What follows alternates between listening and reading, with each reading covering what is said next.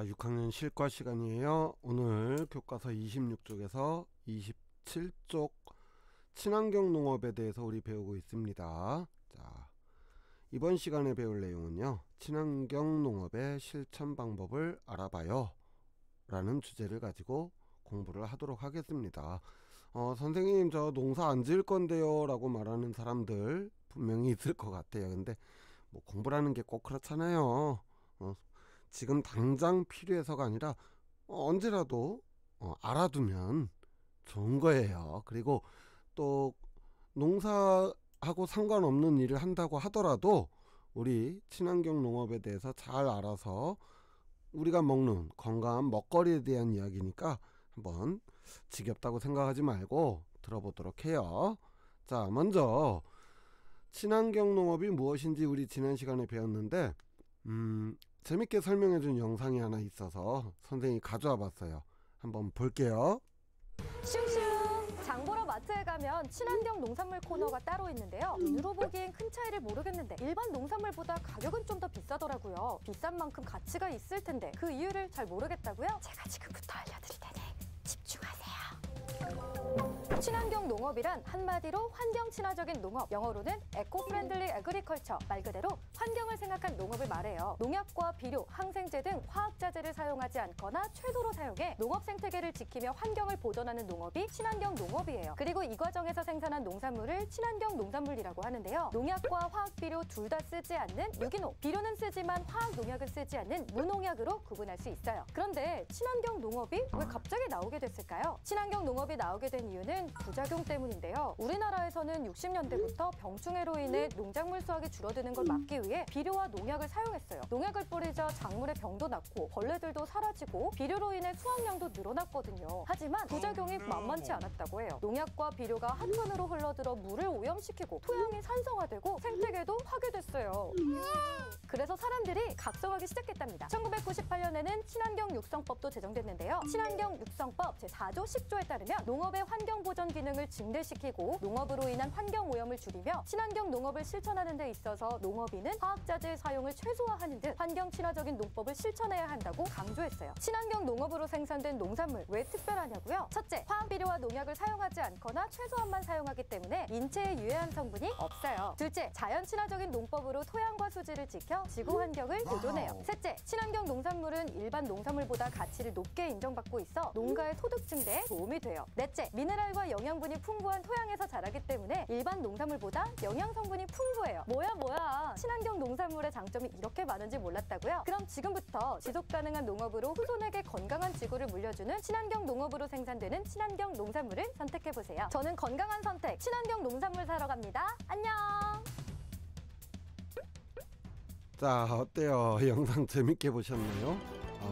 자, 저 영상 속에서 설명을 해주신 선생님은 텐션이 너무 좋네요. 자, 친환경 농업이 뭐라고 했죠? 네, 말 그대로 농약이나 화학비료를 사용하지 않거나 사용하더라도 최소한만 사용해서 환경과 우리 몸에 모두 좋은 농업을 말합니다. 이런 친환경 농업은 지구를 살리고 우리 몸도 건강하게 해주기 때문에 인간이 지구에서 계속해서 행복하게 살아갈 수 있는 지속 가능한 미래를 만드는 일이랍니다. 그렇다면 이렇게 좋은 친환경 농업 어떤 것들이 있는지 지금부터 선생님하고 하나하나 알아볼까요? 자, 여러분 무당벌레나 거미 어떻게 생각하세요?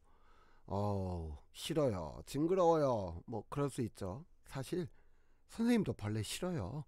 그런데 이 무당벌레나 거미를 이용을 해서 농사를 지으면은 이 무당벌레나 거미는 농작물에는 피해를 주지 않고 오히려 농작물을 갉아먹는 벌레를 잡아먹기 때문에 농약을 쓰지 않아도 된다고 하네요. 자, 이렇게 자연 생태계의 천적을 이용하는 방법, 천적 농법이라고 합니다. 그래도 선생님은 벌레는 싫기는 한데 또 설명을 들어보니까 고맙네요. 그죠? 자, 밭에서는 지렁이를 이용해서 농사를 짓기도 합니다. 지렁이 싫어요 이렇게 말하는 사람들이 있죠. 그런데 지렁이는 굉장히 고마운 존재입니다. 땅속을 파면서 다니기 때문에 식물이 자라기에 좋은 부드러운 흙을 만들 뿐만 아니라 흙 속에 산소를 공급하는 역할을 하기도 해요. 또 지렁이의 배설물로 이루어지는 흙을 분변토라고 부르는데요. 이 분변토가 땅을 굉장히 건강하게 만들어서 식물이 자라기 좋은 조건을 만들어준다고 하네요. 자, 우리 지난 시간에 오리농법 이야기도 잠깐 들었습니다. 논농사를 지을 때 논에 오리를 풀어놓게 되면은 오리는 벼는 안 먹는데요. 벼는 안 먹는데 잡초는 또 귀신같이 뽑아 먹는다고 하네요. 농약을 쓰지 않고도 잡초를 효과적으로 제거할 수 있죠. 그리고 오리 배설물 역시도 좋은 비료가 되기 때문에 화학 비료를 사용하지 않고 벼농사를 지을 수 있는 것이죠.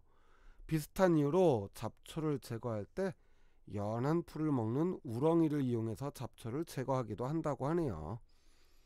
자, 효모균이나 유산균, 광합성 세균 등 무려 80여 종의 우리 몸에 이로운 미생물, 이걸 EM이라고 합니다.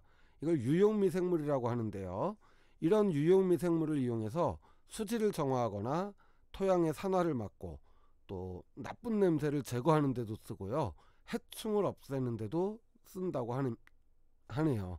자, 그런데 이렇게 유용미생물을 이용해서 농사를 짓게 되면 그렇게 지어진 농작물이 우리 몸에 이로운 이 유용미생물 균들이 포함이 되어 있기 때문에 우리의 몸을 굉장히 건강하게 해준다고 합니다. 오, 매우 건강해 보이죠? 자, 그 다음에 이제 우리 온실가스 이러잖아요. 온실가스가 온실에서 나오는 가스는 아니에요. 오해는 하시면 안 됩니다. 자, 비닐하우스 등의 온실은 공기의 질을 유지하기 위한 냉난방기를 거의 24시간을 가동을 해야 돼요. 항상 일정한 온도를 유지해 줘야 되기 때문에. 그러다 보면은 이제 우리 지구 대기에 안 좋은 각종 유해가스가 배출이 될 수밖에 없는데요. 이런 데에서는 태양광 에너지를 통해서 대기 오염을 줄일 수도 있고요. 소를 키우는 축산 농가의 가장 큰 골칫거리 중에 하나가 이 많은 소들이 쏟아내는 어마어마한 양의 배설물과 그 배설물로 인한 냄새라고 합니다. 그런데 요즘에는 이런 축사에서 발생한 가축의 배설물을 에너지원으로 사용할 수 있는 고체 연료로 개발을 하는데 성공을 해서 굉장히 주목을 받고 있다고 하네요. 그러니까 소도 키우고 소의 배설물을 이용해서 친환경 연료도 만들고 이렇게 되는 거죠. 자, 이제 정리를 해볼게요. 친환경 농업의 실천 방법 이랬어요. 농약보다는 천연물질을 이용해서 병충해를 예방하고 화학비료보다는 동물의 배설물이나 퇴비를 이용해서 땅을 건강하게 지키면서 화석연료가 아닌 친환경 에너지를 이용해서 농업 생산 과정에서 발생하는 온실가스 배출을 줄인다. 이렇게 정리할 수 있겠죠. 그런데 우리 농사를 짓지 않는 우리들은 어떤 실천을 할 수 있을까요? 그렇죠. 친환경 농산물을 이용을 하는 겁니다.